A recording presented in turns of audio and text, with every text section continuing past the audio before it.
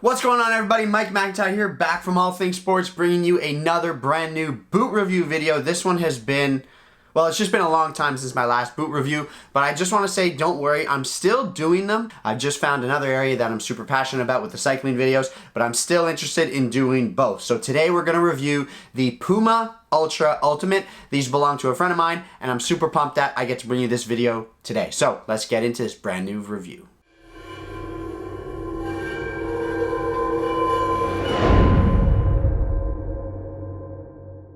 Okay guys, before we begin, you know the drill. Hit the like button, hit the bell notification, hit the subscribe button, and I would also like to shout out my friend's YouTube page. These belong to my friend and he has a YouTube channel. Be sure to check out that first link down below in the description to support him, and let's get into this brand new boot review. Alright guys, so here we go. These are the Puma Ultra Ultimate. Now, these came out in August, this colorway in particular, and these serve as a replacement for the Puma Ultra. The 1.4s, I believe, is the generation they were on, and they've gone about with a new sort of naming scheme in Puma's lineup. So you get the Puma Future, that still exists. You still have the Puma Ultimate, but instead, the Puma Ultra, but instead of having a 1.4 designating the tier and the generation, so the 1 being the top tier and the 0.4 being the 4th generation, we have a new name where we have the Puma Ultimate. So the Ultra is the silo, right? The Puma Future, the Puma Ultra, but the ultimate naming is reserved for the top tier of the range. These boots are the Puma Ultra. These are Puma's lightweight speed boot, and I'm just going to tell you a little bit about the upper, the sole plate. We'll try them on. We'll talk about fit and feel. We'll do all the normal things,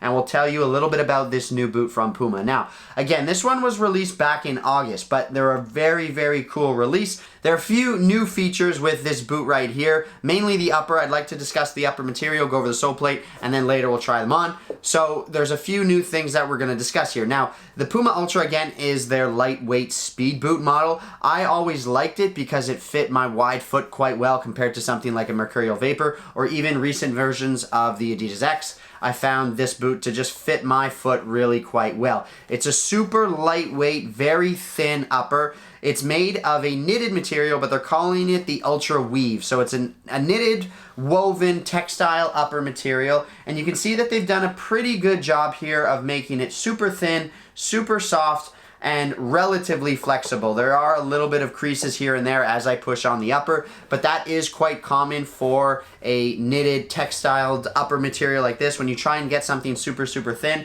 and still make it soft, there's only so much that we seem to be able to do to improve that sort of flexibility and that overall cushion feel that you get. A slightly thicker upper tends to just give you a little bit more softness as opposed to these super, super thin knitted materials. You still get that one-piece construction. There is no separate tongue, so that is sort of more of an exposed knit on the top. On top of the Ultra Weave, you get this power print, which are these little textile areas right here. These are designed just to give you a little bit of texture on the ball. I wouldn't necessarily call it grip, but again, you have that kind of silicone coating on the top here that just provides that kind of waxiness to the touch.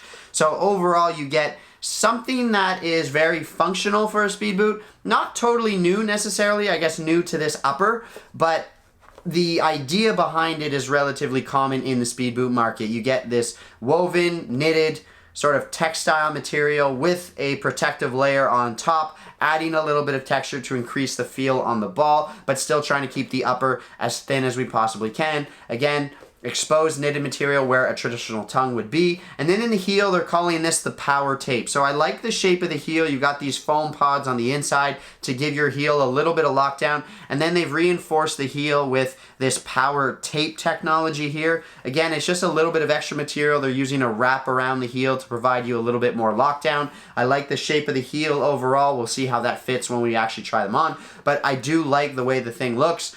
It is an internal heel counter this time around, so you get a little bit of reinforcement there with an internal setup. I'd prefer the external one. That's my sort of preference, but this does look really, really clean. And then the last thing to mention is the sole plate. This is their speed plate, I believe they call it. It's a unique stud plate in the sense that you get these different shaped studs all over the place. You get these kind of arrow-shaped ones, these kind of weird round triangular ones. It's just a different sort of stud plate setup.